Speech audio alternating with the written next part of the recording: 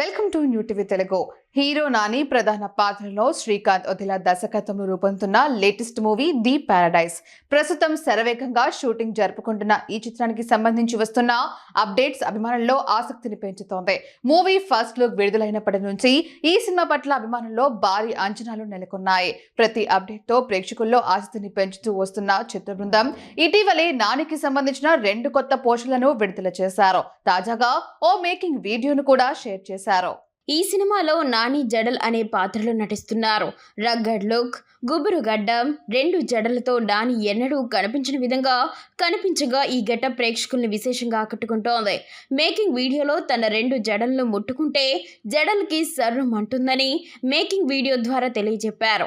ఓ high intense action sequence shooting పూర్తి చేసిన సందర్భంగా చిత్ర బృందం స్పార్క్ ఆఫ్ ది పారడైజ్ వీడియోని విడుదల చేశారు.